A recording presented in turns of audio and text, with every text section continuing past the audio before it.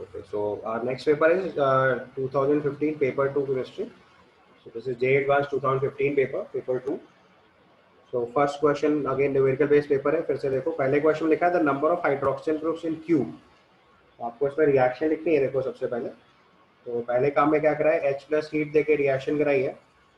तो with H plus and heat it will undergo dehydration of alcohol, right. तो उसमें आपको पता चल जाएगा इसमें एक एल्कीन फॉर्म हो जाएगी. अगर जल्दी करना है तो उसका तरीका बता रहा हूँ. और फिर एक्वस डाइल्यूट KMnO4 अगर एक्सेस में ले लेंगे तो एक बायस रिएजेंट की तरह काम करेगा. टेम्परेचर देखो नीचे 0 डिग्री सेल्सियस दे रखा है. जैसे कोल्ड डाइल्यूट एल्कलाइन KMnO4 की तरह काम करने वाला है. तो ये कहीं हद तक अपना कौन सा काम करेगा, बायस रिएजेंट वाला. तो हाइड्रोक्सिल ग्रुप दोनों पाई बॉन्ड पे एक एक लग जाएगा तो 4 OH ग्रुप एक साथ आ जाएगा.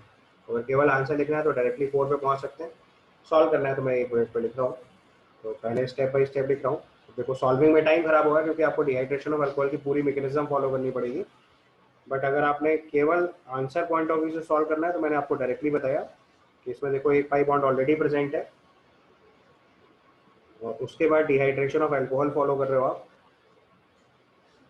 तो डिहाइड्रेशन ऑफ अल्कोहल में OH2 प्लस निकलने के बाद यहाँ कार्बोकेटाइन बनेगा सबसे पहले. उसके बाद मिथाइल शिफ्ट होगी. अब अगर एल्कीन पूछता तो थोड़ा ट्रिकी सवाल हो जाता है, फिर आपको मैकेनिज्म ट्राई करनी पड़ती. इसीलिए मैंने कहा कि पहले कीवर्ड्स ऑर्गेनिक के सीखो. तो ये देखो आपका रीअरेंजमेंट हाइड्राइड शिफ्ट के बाद कार्बोकेटाइन रीअरेंज होकर यहाँ पे आया. उसके बाद मोर स्टेबल एल्कीन बनाएंगे तो ये आपका फाइनल आंसर आएगा. Is that clear? और फिर इस पर कोल्ड डाइल्यूट एल्कलाइन KMnO4 यानी बायस रिएजेंट ऐड करेंगे. तो बायस रिएजेंट ऐड करने से दोनों साइड पे सिन ग्लाइकोलाइजेशन हो जाएगा. At this position also 1 OH, at this position also 1 OH और इन दोनों पोजीशन पे भी एक एक OH आ जाएगा. तो उसने पूछा है number of hydroxyl groups in the Q form. ये आपका Q है तो आपका आंसर 4 हो जाएगा. तो इतना बिना लिखे भी आप डायरेक्टली आंसर तक पहुंच सकते थे. Now the next question. Next question is given among the following the number of reactions that produces benzaldehyde is. तो इन सारे रिएक्शन के आपको प्रोडक्ट लिखने हैं सबसे पहले. तो पहले देखो बेंजीन के ऊपर COCl एंड HCl CuCl दिया हुआ है. This is called Gattermann Koch synthesis. तो उसका प्रोडक्ट सीधे बेंजल्डिहाइड. दूसरी रिएक्शन में देखो CHCl2 वाटर दे रखा है तो इट इज अगेन हाइड्रोलिसिस. तो दोनों Cl हट के पहले दोनों OH लगेंगे और एक कार्बन पे 2 OH स्टेबल नहीं होता तो फिर से dehydration. It will also convert to benzaldehyde. उसके बाद हाइड्रोजन पैलेडियम BaSO4 है. This is Rosenmund reduction. RCOCl से RCHO. This will also convert to CHO group. This is Rosenmund reduction. Reaction नाम चाहो तो यार आप फ्यूचरिस्टिक एंगल से लिख सकते हो, अदरवाइज सिंपल आपको क्लिक करता जाएगा आंसर आता जाएगा. और डाईआइसोब्यूटाइल एल्यूमिनियम हाइड्राइड लेते हैं अगर हम, ये क्या करता है, ईस्टर को रिड्यूस करा के एल्डिहाइड ग्रुप में लाता है. तो this will also convert to CHO group. So all 4 cases benzaldehyde is form. उसका आंसर भी 4 लिखेंगे. ठीक है, चलो. Then the next question, in the complex acetyl bromido dicarbonyl bis triethyl phosphine iron 2, the number of iron carbon bond. तो पहले आपको इस फॉर्मूले का कंपाउंड लिखना है. So it's given acetyl. Acetyl मतलब CH3CO ग्रुप. उसके बाद ब्रोमाइडो मतलब Br ग्रुप. डाइकार्बोनिल मतलब 2 CO ग्रुप और बिस ट्राईइथाइल फॉस्फीन. सो ट्राईइथाइल फॉस्फीन मतलब C2H5 इसकी भी 2 यूनिट. ठीक है. सो 2 4 5 6 लिगेंड हो गए और आयरन यहाँ पे सेंट्रल एटम हो गया और इसमें ऑक्सीजन स्टेट जो है वो +2 आ रही है. तो इसका मतलब 2 नेगेटिव आयन वाले लिगेंड हो गए. इसमें 2 नेगेटिव आयन वाले लिगेंड हो गए. तो अब इसमें देखो आयरन का ऑक्सीजन स्टेट 2 से पता चल रहा है कि 2 एनायनिक लिगेंड हो गए. तो एक ब्रोमाइड आयन हो गया और एक CH3CO- हो गया. राइट. आप कार्बन की वैलेंसी चेक कर लो. कार्बन के पास वैलेंस शेल में 4 इलेक्ट्रॉन होते हैं, 3 बॉन्ड हो गए, 7 और 1 माइनस चार्ज हो गया, तो 8। एक लोन पेयर जो है वो डोनेट कर रहा होगा यहाँ पे। अब उसने पूछा है the number of FeC bond, तो सारे लिगेंड्स अपने lone pair of electron iron को डोनेट कर रहे हैं। ओके, तो इसमें देखो कार्बन और आयरन वाला बॉन्ड, यहाँ पे phosphorus lone pair of electron donate कर रहा है, यहाँ पे Br अपना लोन पेयर डोनेट कर रहा है, यहाँ कार्बन लोन पेयर डोनेट कर रहा है और यहाँ कार्बन लोन पेयर डोनेट कर रहा है। यहाँ पे आयरन कार्बन बॉन्ड कितने हो गए? 3। So iron carbon bond will be 3। इसका आंसर हो जाएगा 3। समझ गए? एक CH3CO माइनस वाला ग्रुप है और 2 CO वाले बॉन्ड हो गए। तो नंबर ऑफ FeC बॉन्ड्स पूछा गया, तो इसका आंसर रिपोर्ट करेंगे 3। नेक्स्ट क्वेश्चन पे आओ। Next is given among the ions CONH2, CH2, CH2, NH2, Cl+, and different compounds are given. The number of complexes that show cis trans isomerism. तो आपको पहले चेक करना पड़ेगा कि cis trans isomerism किन किन केसेस में पॉसिबल है। तो पहला वाला कॉम्प्लेक्स देखो दे रखा है जिसमें CONH2, NH2, इथिलीन डाइअमाइन और Cl2 दे रखा है। अच्छा, ऑक्सीडेशन स्टेट चेक करोगे सबसे पहले केस में, तो कोबाल्ट 3+ स्टेट है। अच्छा, अब ऐसी जगह पे देखो टाइम नहीं खराब करते, even if it is a square planar complex it will not show geometrical isomers, तो उसको आगे चेक करने की जरूरत ही नहीं।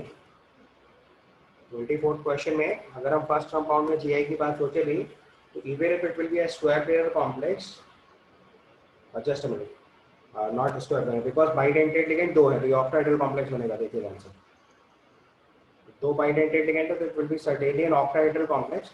ऑक्टाहेड्रल कॉम्प्लेक्स में अगर 2 मोनोडेंटेड लिगेंड और 2 बाइडेंटेड लिगेंड होते तो GI सर्टेनली आ जाएगा। इसका फॉर्म अगर हम लिखेंगे तो ये आपका एथिलीन डाइअमाइन की तरह काम करेगा। ये देखिए ट्रांस फॉर्म हो गया और एक इसका सिस फॉर्म हो जाएगा।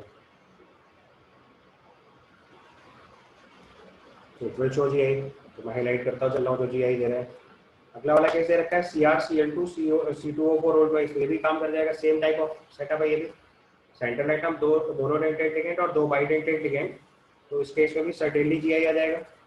उसका केस लिखेंगे तो ये भी सेम हो गया, दोनों Cl अपोजिट लिख दो, ये ऑक्सीडेट लिगेंड हो गया, ये इसका ट्रांसफॉर्म हो गया और ये इसका सिस फॉर्म हो गया।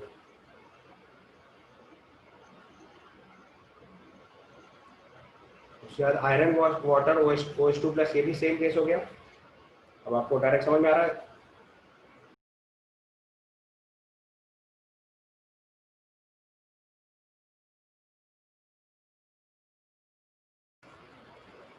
तो आयरन वाटर OH में भी सेम की सिचुएशन। उसका अगला वाला केस चेक करेंगे, उसमें तो 2 अमोनिया 4 CN, वो भी सेम टाइप ऑफ केस हो गया। Same thing is the another cobalt compound, तो उसका मतलब सब सिस ट्रांस आइसोमर शो कर देंगे इसमें। आप सब देखो एक टाइप पे केस है, तो आंसर डायरेक्टली इसका 6 हो जाएगा। अब एक बार ध्यान से चेक कर लो, सारे केसेस में ऑक्टाहेड्रल कॉम्प्लेक्स बन रहा है और 2 मोनोडेंटेड लिगेंड डिफरेंट मिल रहे हैं। 4 सेम लिगेंड हो सकते हैं मोनोडेंटेड, या 2 बाइडेंटेड लिगेंड भी ले सकते हैं। So in all the cases you will get GI. So its answer will be 6. समझ गया ना? 1-2 ड्रॉ कर दें, बाकी अपने आप समझ जाओगे। Then to the next question, 3 moles of B2S6 is completely reacted with methanol. The number of moles of boron containing product formed is, तो B2S6 की मेथनॉल के साथ रिएक्शन लिखनी है आपको। तो यहाँ पे समझ गए ना, B2S6 से मेथनॉल की रिएक्शन होगी, तो CH3O जो है लिगेंड की तरह अटैक करके H रिप्लेस करता चला जाएगा। तो अगर इसकी फाइनल आंसर लिखेंगे तो ये आ जाएगा BOCH3 होल थ्राइस। ये फॉर्म बन जाएगा, इसे BOH होल थ्राइस बनता है, वैसे BOCH3 होल थ्राइस बनेगा। और 3 मोल लिए तो 6 यूनिट होगी, 3 to 6, तो 6 units of this is form and 18 units of methanol will take, और H+ और H- कंबाइन होकर हाइड्रोजन गैस बनेगा, तो it will form 18 hydrogen units. ये इसकी रिएक्शन हो जाएगी। तो क्वेश्चन में पूछा है number of moles of boron containing product form, तो आंसर हो जाएगा 6। सिंपली रिएक्शन है, जैसे वाटर से रिएक्शन होती है BOH होल थ्राइस फॉर्म होता है, वैसे मेथनॉल की रिएक्शन है, उसका आंसर 6 हो जाएगा।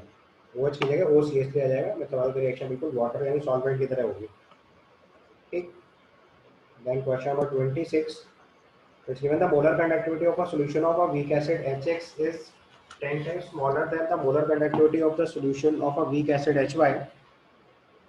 तो सबसे पहले हम क्या करते हैं, दोनों की मोलर कंडक्टिविटी लिख लेते हैं। So molar conductivity of X by molar conductivity of Y अगर लिखते हैं, so molar conductivity of weak acid HX is 10 times smaller than molar conductivity of HY, तो ये 1/10 हो जाएगा। उसके बाद देखो ionic conductance of X plus and Y minus same दिया है, तो molar conductance and infinite addition of HX अगर लिखेंगे तो it is ionic conductance of H plus and ionic conductance of X minus, and molar conductance at infinite solution of HY लिखोगे तो ionic conductance of H plus और ionic conductance of Y minus आएगा। Question में देखो ये दोनों values same दी हुई है, तो इससे पता चल रहा है कि molar conductance at infinite solution of HX जो है वो molar conductance at infinite solution of HY के लगभग इक्वल आ जाएगा। इसके बाद अगर हम alpha of X upon alpha of Y लिखेंगे तो ये molar conductance of X upon molar conductance at infinite solution of X by molar conductance of Y upon molar conductance at infinite solution of Y हो जाएगा। Molar conductance at infinite solution same है, X by Y value आ जाएगी तो 1/10 के equal आ जाएगा। ठीक है। इसके बाद HX जो है वो एक वीक एसिड है, तो अगर हम उसका डिसोसिएशन लिखेंगे तो it will form H plus and X minus.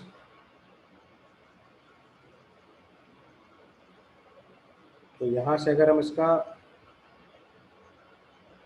Ka value लिखेंगे तो ये वैल्यू आ जाएगी C alpha square upon 1 minus alpha, और उसने लिखा है दोनों एसिड्स के degree of dissociation negligible consider करने हैं, तो ये Ka की वैल्यू C अल्फा स्क्वायर हो जाएगी।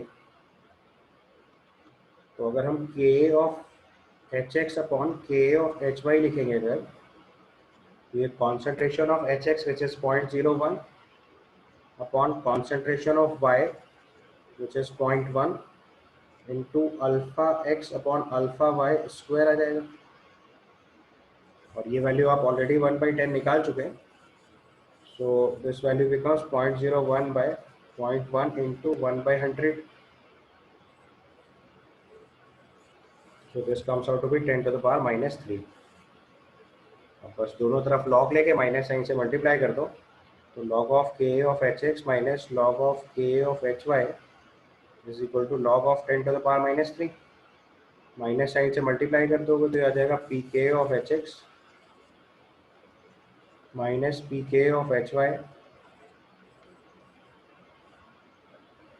Will be equal to 3।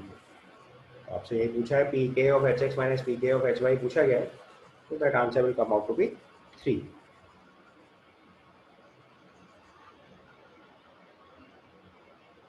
Clear? Simple calculation थी, स्टैंडर्ड फॉर्मूलेज लगाते जाना था और सॉल्व करते जाना था। Now to the next question, it's given a closed vessel with resin bond contains 1 mole of 92 uranium-238 and 1 mole of air at 298 Kelvin. Considering complete decay 92 uranium-238 to lead-206, the ratio of final pressure to initial pressure. आपको पता है pressure proportional to मोल होता है,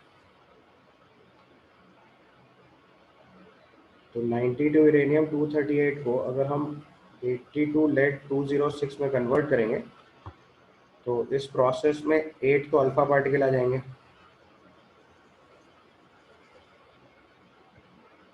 ठीक है, और अगर beta निकालना है तो निकाल लो, अदरवाइज गैसीय स्टेट में तो सिर्फ अल्फा फॉर्म ही मिलनी है जिसकी वजह से प्रेशर बिल्डअप होगा। इलेक्ट्रॉन से तो प्रेशर बिल्डअप होना नहीं है, बाकी ये दोनों फॉर्म सॉलिड होंगे तो इससे प्रेशर क्रिएट होगा नहीं। ठीक है,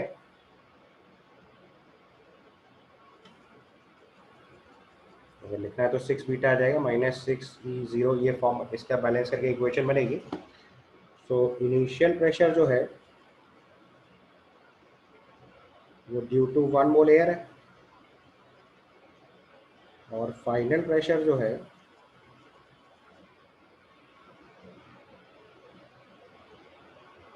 due to 1 mole air plus 8 mole helium. तो टोटल प्रेशर किसका होगा, फाइनल मोल्स 9 हो गए, इनिशियल मोल्स 1 थे, तो उसने पूछा इनिशियल और फाइनल प्रेशर का रेशियो लिखना है, तो PF/PI की वैल्यू 9/1 बन जाएगी, तो इसका आंसर 9 रिपोर्ट कर देंगे। So find the ratio of final pressure to initial pressure in the system at 298 Kelvin is 9. ठीक है. Then to the next question. Next question is when the dilute aqueous H2SO4 the complex diaqua dioxylato ferrate 2 is oxidized by MnO4 minus. For this reaction, the ratio of the rate of change of H plus to the rate of change of MnO4 minus is okay. तो देखो पहले आपको balancing और redox reaction technique लगा के equation balance कर लेंगे. MnO4 Mn2 plus में कन्वर्ट हो रहा है with the gain of 5 electron और आयरन H2O C2O4 कन्वर्ट हो रहा है Fe3 प्लस में CO2 में और उससे 5 इलेक्ट्रॉन लॉस हो रहा है. दोनों इक्वेशन को हमने एसिडिक मीडियम में बैलेंस करके फाइनल इक्वेशन निकाल ली है. This is the final equation. अब उसने पूछा हुआ है कि आपको बताना है ratio of rate of change of H plus two the rate of change of MnO4 minus. तो अगर हम यहाँ से dMnO4 बाय dt लिखेंगे तो ये value 1/8 of -1/8 of DH plus by dt अगर स्टोइकियोमेट्रिक कोफिशिएंट से डिवाइड करते हैं. तो उसने बोला हुआ rate of change of H plus by rate of change of MnO4 minus लिखना है. तो यहाँ से आपको लिखना है d minus DH plus by dt divided by minus dMnO4 minus by dt. उसको लिखेंगे सॉल्व करके तो ये 8 आ जाएगा. तो अपना आंसर रिपोर्ट करेंगे हम 8. तो rate of disappearance of H plus जो है वो रेट ऑफ MnO4 माइनस के H प्लस डिसअपीयरेंस से 8 टाइम्स फास्टर होगा. तो उसका स्टोइकियोमेट्रिक कोफिशिएंट 8 है. Okay. Okay, so next question is multi-correct question. This is question number 29. It's given in the reaction the product S is. देखो सबसे पहले क्या हुआ है कि ओजोलिसिस हो रही है given reactant की. तो in case of ozolysis you know that double bond will be removed and double bond O will appear. तो पहले स्टेप में आपने ओजोलिसिस लिखनी है. बेंजीन रिंग पे कोई इफेक्ट नहीं आएगा. ये CH3 as it is retained रहेगा. यहाँ से 5 मेंबर रिंग ओपन हो जाएगी. This is CHO group and this side it is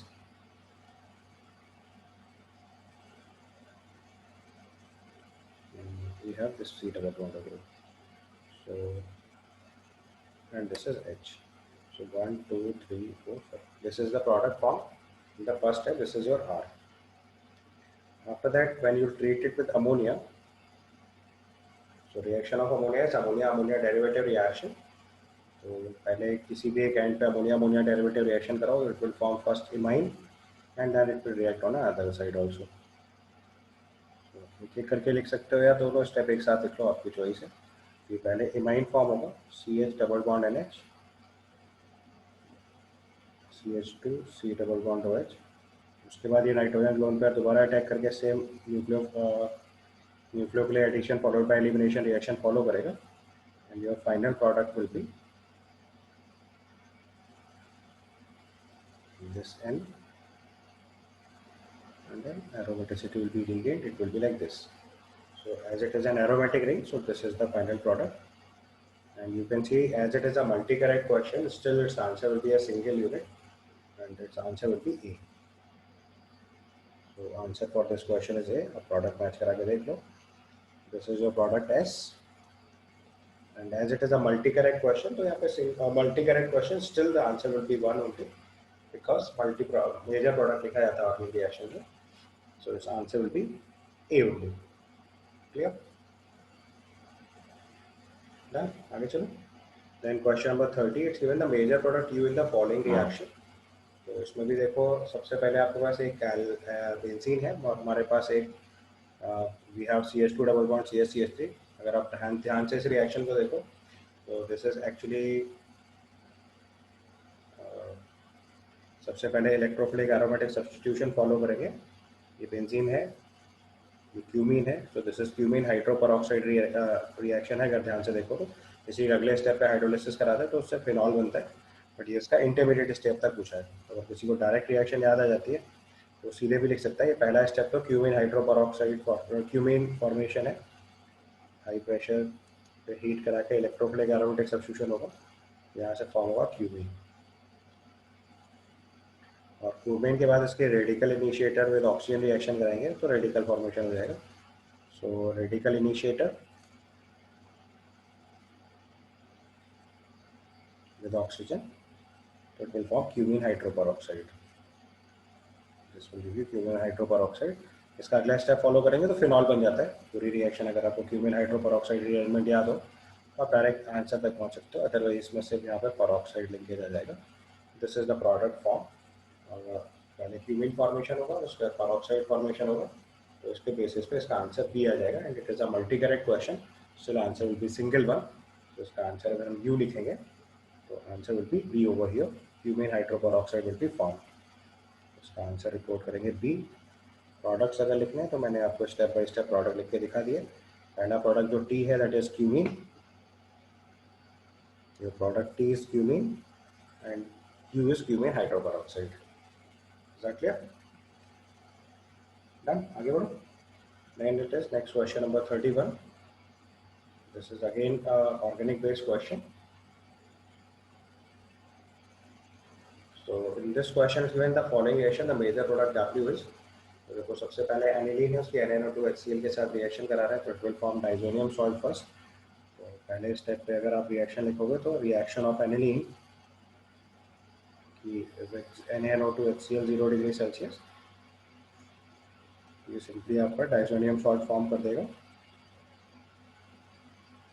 और डाइजोनियम सॉल्ट के बाद रिएक्शन देखो यहाँ से कि बीटा नेफ्थॉल के साथ रिएक्शन है अल्कलाइन मीडियम में, तो this is electrophilic aromatic substitution, और यहाँ पे डाई फॉर्मेशन होगा।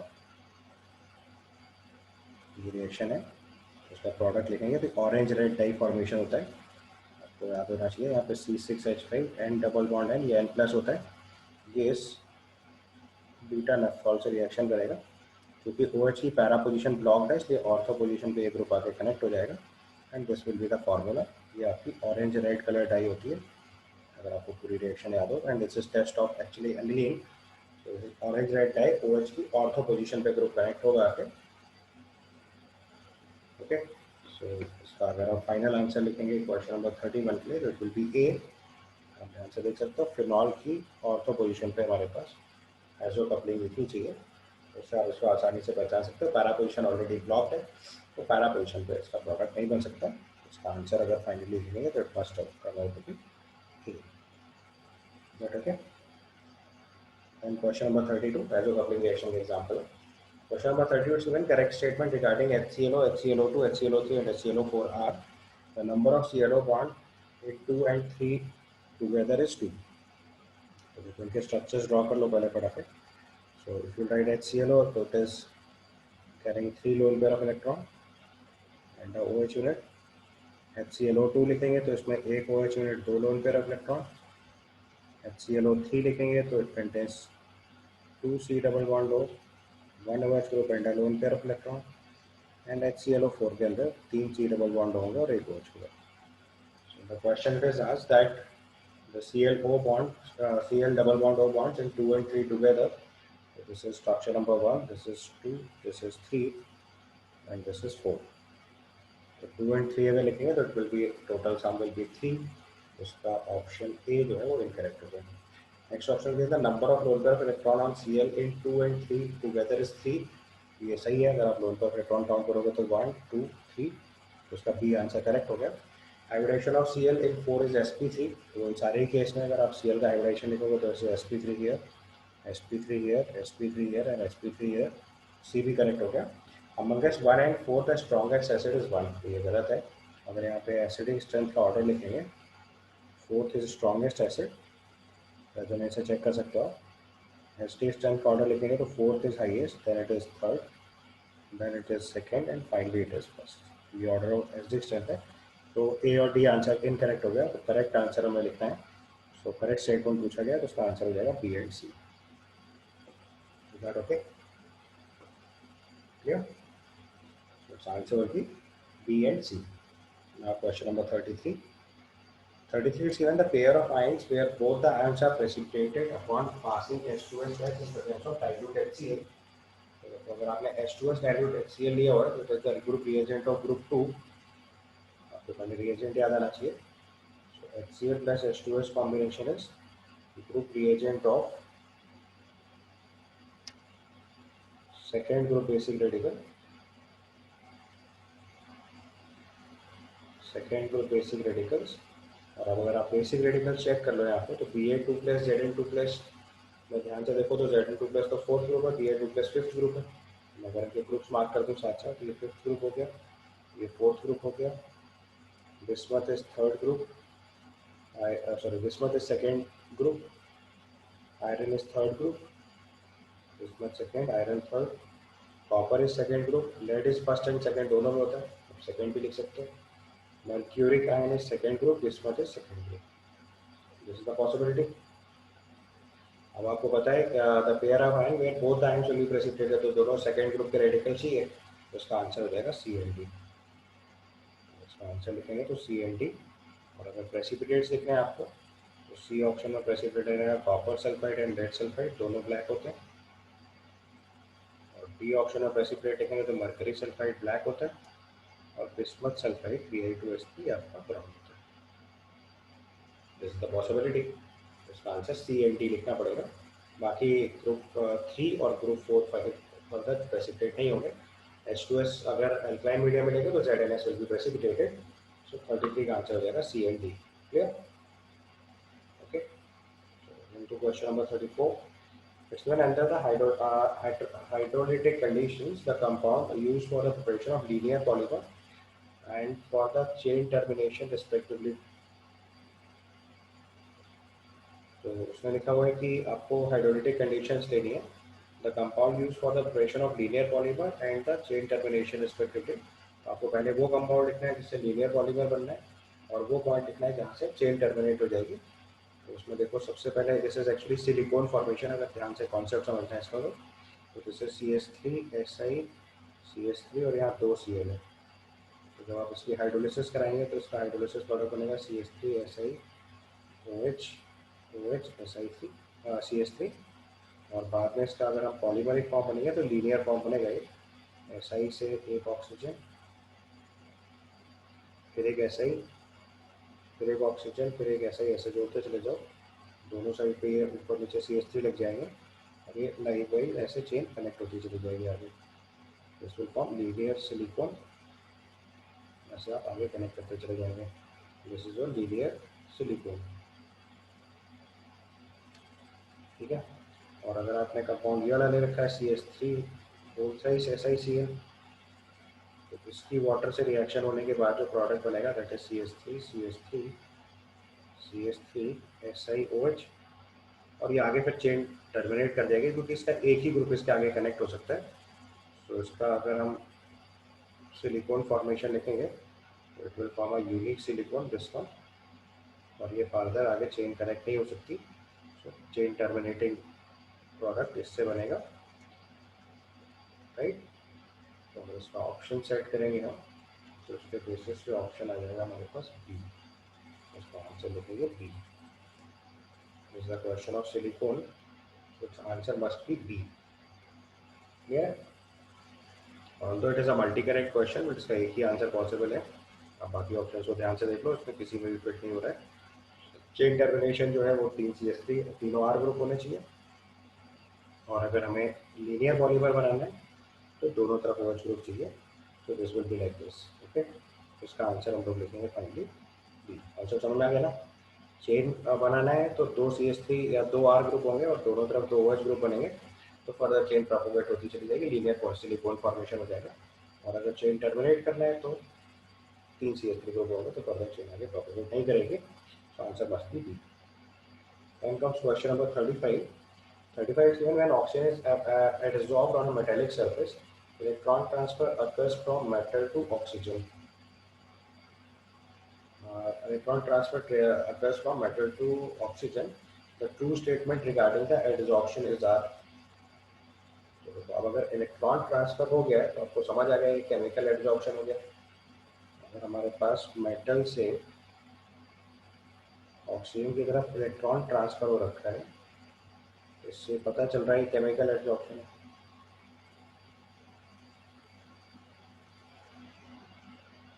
ठीक है, तो स्टेटमेंट ए तो रॉन्ग हो गया। उसके बाद आपको पता है कि एडजॉर्प्शन प्रोसेस हमेशा एक्सोथर्मिक होता है। एडजॉर्प्शन प्रोसेस ऑलवेज एक्सोथर्मिक, नहीं तो प्रोसेस स्पॉन्टेनियस हो ही नहीं सकता, तो डेल्टा एच नेगेटिव होगा। ऑप्शन बी करेक्ट हो गया। क्या लिखा है, occupancy of pi anti bonding 2p of oxygen is increased. तो आप ध्यान से देखो कि जो हमारे पास O2 का सिस्टम था that is sigma 1s2 sigma 2s2, इसका अगर हम मॉलिक्यूलर ऑर्बिटल डायग्राम लिखें तो sigma 1s2 sigma antibonding 1s2 sigma 2s2 sigma antibonding 2s2, then pi 2px2 pi 2py2, उसके बाद पाई एंटी बॉन्डिंग 2px1 और पाई एंटी बॉन्डिंग 2py1 था। अब इसमें अगर मेटल अपना इलेक्ट्रॉन ट्रांसफर करेगा तो automatically occupancy of pi anti bonding 2p जो है वो इंक्रीज कर जाएगा, ये भी सही है। और लास्ट में लिखा है bond length of O2 is increase. तो देखो इलेक्ट्रॉन जो है वो पाई एंटी बॉन्डिंग मॉलिक्यूलर ऑर्बिटल में जा रहा है, तो उसका जो बॉन्ड ऑर्डर है वो डिक्रीज कर जाएगा। अगर बॉन्ड ऑर्डर डिक्रीज कर जाएगा तो ऑटोमेटिकली बॉन्ड लेंथ जो है वो इंक्रीज कर जाएगी, क्योंकि इलेक्ट्रॉन अगर electron anti bonding molecular orbital में आएगा तो एंटी बॉन्डिंग मॉलिक्यूलर ऑर्बिटल में इलेक्ट्रॉन लेंथ क्या होगा, बॉन्ड ऑर्डर डिक्रीज करेगा, बॉन्ड ऑर्डर डिक्रीज करेगा तो नेचुरली बॉन्ड लेंथ जो है वो इंक्रीज कर जाएगी। तो उसके बेसिस पर अगर हम इसका आंसर लिखेंगे तो इट मस्ट बी BCND। केवल इसका आंसर ए इनकरेक्ट है क्योंकि फिजिकल एब्जॉर्प्शन नहीं हो सकता है। एक बार अगर इलेक्ट्रॉन ट्रांसफर कंफर्म हो गया तो it will be certainly chemical absorption. Chemical absorption exothermic होता है। जो ऑर्बिटल वैकेंट है ऑक्सीजन के पास that is by antibonding of electron level increase करेगा मेटल की वजह से, और finally bond length of oxygen level increase कर जाएगी क्योंकि मॉलिक्यूलर ऑर्बिटल डायग्राम के हिसाब से बॉन्ड लेवल इंक्रीज कर जाएगा तो सर्टेनली बॉन्ड लेंथ डिक्रीज करेगी। Is that clear? Then comes question number 36. It's given 1 mole of an monoatomic real gas satisfies the equation P into V minus P equal to RT, where V is the constant. The relationship of interatomic potential VR and the interatomic distance for this will be given by. तो interatomic potential अगर हमें check करना है तो आपको पता है कि एक रियल मोनोटॉमिक गैस है जो P into V minus P equal to RT की इक्वेशन वेरीफाई कर रहा है। तो इससे आपको पता चल रहा है कि जो इंटरमॉलिक्यूलर फोर्सेस हैं वो रिपल्सिव है। क्या समझ आया? पहले अगर हमारी इक्वेशन है P into V minus B equal to RT, तो इससे पता चल रहा है कि इंटरमॉलिक्यूलर फोर्सेस आर रिपल्सिव। तो इंटरमॉलिक्यूलर फोर्सेस रिपल्सिव है तो आपको पता है रिपल्सिव फोर्सेस का जो डोमिनेंसी होती है वो व्हेन वेरी शॉर्ट डिस्टेंस होती है तब वो डोमिनेट करना शुरू करता है। तो पहले पोटेंशियल लगभग जीरो मेंटेन चलेगा क्योंकि कोई अट्रैक्शन काम कर नहीं रहा है, इंटरमॉलिक्यूलर अट्रैक्टिव फोर्सेस लगभग जीरो है। तो पोटेंशियल एनर्जी भी अगर आप ध्यान से देखोगे तो पहले ये जीरो चलेगी और फिर ये बहुत क्लोजेस्ट डिस्टेंस पे पहुंच जाएंगे तो पोटेंशियल एनर्जी राइज होना स्टार्ट हो जाएगी बिकॉज इंटरमॉलिक्यूलर फोर्सेस कैसे हैं, रिपल्सिव। अट्रैक्टिव फोर्सेस होते हैं तो पोटेंशियल एनर्जी डिक्रीज करती है। तो नेचुरल ग्राफ जो होता है वो एक ही तरह से होता है, पहले पोटेंशियल एनर्जी डिक्रीज करती है फिर राइज करती है। बट ये एक ऐसी गैस है जिसमें इंटरमॉलिक्यूलर अट्रैक्शन फोर्सेस जीरो है, तो यह निकले से पहले तो रिपल्सिव फोर्सेस ही काम करने वाले हैं इसमें निकले में। तो इसका मतलब पहले पोटेंशियल एनर्जी जीरो रहेगी और फिर राइज कर जाएगी। तो इसका जो करेक्ट अप्रोप्रिएट ग्राफ बनेगा that will be C. So even if it is a multi-correct question, you prefer answer C only because potential energy decrease नहीं कर सकती because intermolecular forces जो है वो repulsive है और मोनोटॉमिक गैस का रिपल्सिव करेक्टर होने की वजह से इसका ग्राफ ए और डी रिजेक्ट हो जाएगा। पूरा जीरो कभी नहीं हो सकता क्योंकि रिपल्सिव फोर्सेस काम कर रहे हैं तो एक सर्टेन आर के बाद रिपल्सिव फोर्सेस काम करना शुरू कर देंगे तो पोटेंशियल एनर्जी राइज करना शुरू कर देंगे। तो दैट मस्ट गो फर्स्ट है, बी ऑप्शन में रिजेक्ट हो जाएगा, इसका पॉसिबल आंसर हो जाएगा सी। ठीक है, then move to question number 37 which is a paragraph based question. In this question देखो बेंजीन की रिएक्शन पहले C6H6 पे रखा है, उसकी रिएक्शन पैलेडियम BaSO4H2 से करा, my fault, it's given C8H6 not C6H6, carefully. So it's given C8H6, उसमें सबसे पहले पैलेडियम BaSO4 हाइड्रोजन से रिएक्शन करा रहा है।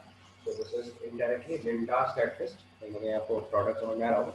So this is Lindas catalyst, तो Lindas catalyst क्या होगा, ट्रिपल बॉन्ड को रिड्यूस करके डबल बॉन्ड में ला रहा है, ये चीज़ आपको समझ में आ रही है। तो इट इज C8H8।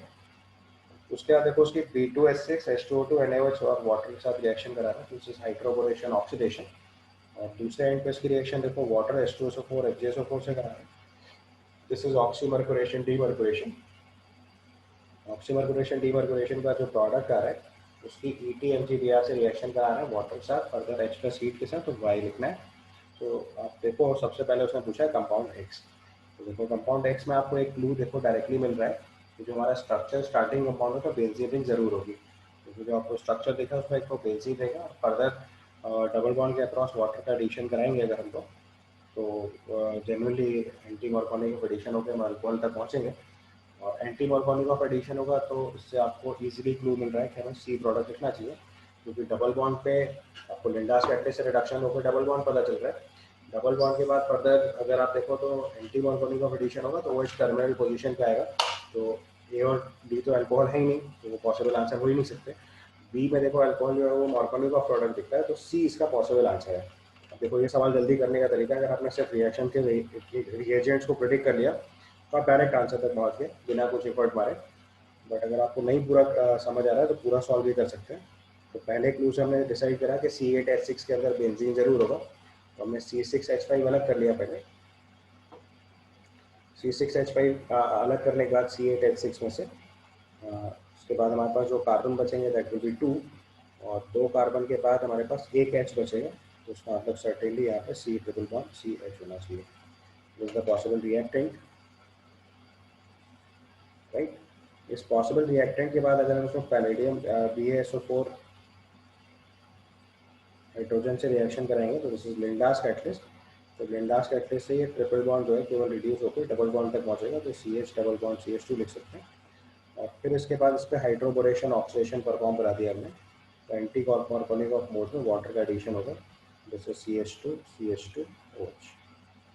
आपका पॉसिबल आंसर जो बनेगा that is C. This is your X and for this question answer must be C. Clear.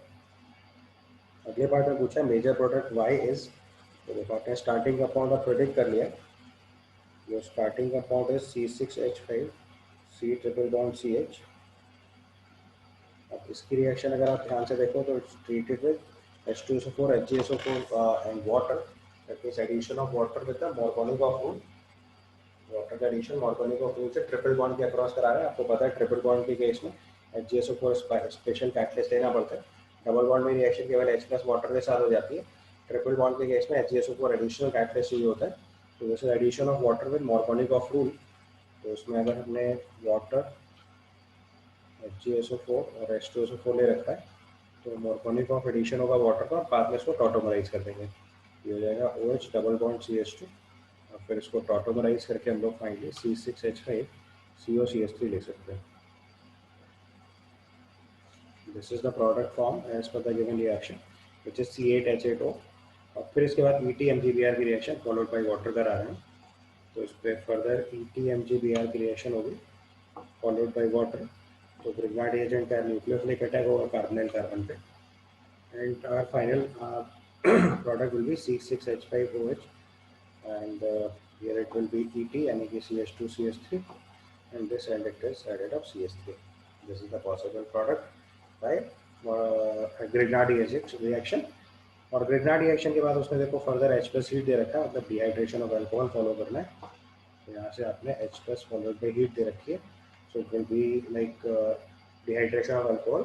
और इसका जो मेजर प्रोडक्ट होगा, क्योंकि H प्लस वाटर के साथ रिएक्शन कर रहे हैं, सॉरी H प्लस के साथ डिहाइड्रेशन करा रहे हैं, तो विल बी सर्टेनली सेटजेफ प्रोडक्ट। तो उसमें आपने अगर H प्लस निकालने के बाद एलिमिनेशन देखेंगे तो वो बनाएंगे जहाँ से एल्कीन ज़्यादा स्टेबल बनेंगे। तो ये कार्बोकेटाइन बना, ये CH3, ये CH2, ये CH3, तो उसमें इस वाले बीटा कार्बन का H हटाएंगे तो उससे मोर स्टेबल एल्कीन बनेगी। तो उसका फाइनल प्रोडक्ट जो बनेगा हमारे लिए that will B C6H5 C double bond C, और इस पर 2 CH3 ग्रुप और होंगे और यहाँ एक H होगा। This is the possible answer. ऐसा ऑप्शन अगर आप ध्यान से देखोगे तो that is your answer D. ध्यान से देखो क्वेश्चन नंबर 38 के लिए आंसर डी फिट हो जा रहा है। क्लियर, समझ गया। स्टेप 1 पहले वाटर का एडिशन ट्रिपल बॉन्ड पे, उसके बाद ग्रिग्नार्ड एजेंट का attack followed by dehydration of alcohol giving you stable alkene Saytzeff product बनाना है। उसका फाइनल आंसर डी लिखेंगे। Then it's given another paragraph based question. It's given when 100 ml of 1m HCl was mixed with 100 ml of 1m NaOH and in an insulated beaker, then at constant pressure and temperature increased by 5.7 degrees Celsius. Was measured for a beaker and then content experiment 1. Because of the enthalpy of nucleation of strong acid strong base, it is constant. This is minus 57.0 kilojoule per mole. The experiment could be used to measure the calorimetric constant. In the second experiment, 100 ml of 2M acetic acid was mixed with 100 ml of 1M NaOH under identical condition of experiment 1, and the temperature rises 5.6 degrees Celsius was measured. Consider that heat capacity of all the solutions is fixed 4.2 joules per gram per Kelvin, and density of all the solutions is also given 1 gram per ml. तो देखो सबसे पहले अगर हम इसके experiment 1 से start करें तो एक्सपेरिमेंट 1 में देखो हमने क्या करा है, HCl की रिएक्शन NaOH से करा के NaCl एंड वाटर बना रहा है. So this is reaction of strong acid strong base. तो अगर आप ध्यान से देखो तो ये आपके पास 10 मिली मोल्स 100 मिली मोल्स है. इस 100 millimoles of acid reacts with 100 millimoles of NaOH. My fault. So it is HCl plus NaOH gives NaCl and water. This is the reaction. तो 100 मिलीमोल HCl जो है वो 100 मिलीमोल ऑफ NaOH से react करके NaCl और water बना रहा है. और इस प्रोसेस में जो टेम्परेचर राइज हो रहा है दैट इज 5.7 डिग्री सेल्सियस. तो logic is basically MS delta T. क्योंकि डेंसिटी सबकी सेम है तो 100 मिलीमोल को as it is 100 ml solution को हम लोग 100 ग्राम सोल्यूशन ले सकते हैं. और उसके बाद जो हीट कैपेसिटी है वो भी 4.2 जूल्स पर मोल केल्विन है. तो MS डेल्टा T में जो डेल्टा T है आपको पता है यहाँ पे जो एनर्जी रिलीज हो रही है बेसिकली वो पर मोल 5.57 किलो जूल रिलीज एनर्जी होगी. तो यहाँ से एनर्जी रिलीज जो हुई है बेसिकली वो ये 5.7 किलो जूल, क्योंकि एक मोल से 57 किलो जूल होनी चाहिए थी और ये 0.1 मोल से 57 किलो जूल एनर्जी रिलीज हुई. 57 किलो जूल एनर्जी रिलीज से होने से टेम्परेचर राइज हुआ 5.7 डिग्री सेल्सियस. जबकि एक्सपेरिमेंट नंबर 2 पे अगर हम जाएंगे तो एक्सपेरिमेंट नंबर 2 में ध्यान से देखो तो हमने एसिटिक एसिड की रिएक्शन कराई हुई है CH3COOH. इसकी रिएक्शन फर्दर NaOH से कराई हुई है. It is forming CH3CONA plus water. So in this case also, if you notice it carefully, it is 200 millimoles and this substance is 100 millimoles. So basically 100 millimole acid 100 millimole base से react करेगा यहाँ पे. और इस process में जो temperature rise हो रहा है दैट इज 5.6 डिग्री सेल्सियस. ठीक है. तो ऑब्वियसली अगर अमाउंट फिक्स्ड है जो पहले एक्सपेरिमेंट में था और जो दूसरे एक्सपेरिमेंट में था सबके मास फिक्स्ड है, हीट कैपेसिटी फिक्स्ड है. तो इसका मतलब जो अमाउंट ऑफ एनर्जी रिलीज होगी वो प्रोपोर्शनल होगी. इसका मतलब हमें यहाँ पता चल गया कि इस प्रोसेस में जो एनर्जी रिलीज होगी प्रोपोर्शनलिटी से सीधे 5.6 किलो जूल लिख लिया जाए. बोलो इतना समझ में आ रहा है. यहाँ पे जो एनर्जी रिलीज होगी क्योंकि 100 मिलीमोल एसिड 100 मिलीमोल बेस से न्यूट्रलाइज होगा, बाकी एसिड तो न्यूट्रलाइज ही नहीं होगा. यहाँ पे जो एनर्जी रिलीज होगी वो प्रोपोर्शनलिटी से मैंने डायरेक्टली लिखा 5.6 किलो जूल, क्योंकि टेम्परेचर 5.7 की जगह 5.6 राइज हुआ. तो सेम अमाउंट है और सेम हीट कैपेसिटी है तो अमाउंट ऑफ एनर्जी रिलीज उसी प्रोपोर्शन में आ जाएगी 5.6 किलो जूल. तो जो difference amount of energy release हुआ है वो किसकी वजह से हुआ है, डिसोसिएशन ऑफ एसिटिक एसिड के लिए. तो for dissociation of 100 millimole acetic acid, energy required is equal to 0.1 kilojoule. Energy required is 0.1 kilojoule. तो अगर हमारे पास उसने पूछा है एंथैल्पी ऑफ डिसोसिएशन पर मोल, एंथैल्पी ऑफ डिसोसिएशन पर मोल पूछा है तो 100 मिलीमोल मतलब 0.1 मोल.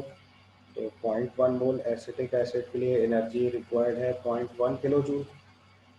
तो 1 मोल के लिए कितना हो जाएगा 1 किलो जूल. तो इससे पता चल गया कि जो एंथैल्पी ऑफ डिसोसिएशन है, enthalpy of dissociation of acetic acid जो है, enthalpy of dissociation of acetic acid जो आ जाएगा दैट इज 1 किलो जूल पर मोल. बोलिए समझ में आया. तो अगर ऑप्शन देखोगे ध्यान से तो ऑप्शन करेक्ट विल बी ए.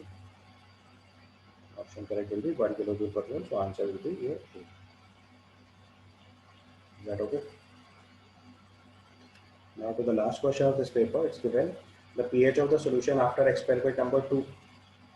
तो जब आपने एक्सपेरिमेंट नंबर 2 परफॉर्म किया है तो it is CH3COH plus NaOH gives you CH3COONA plus water.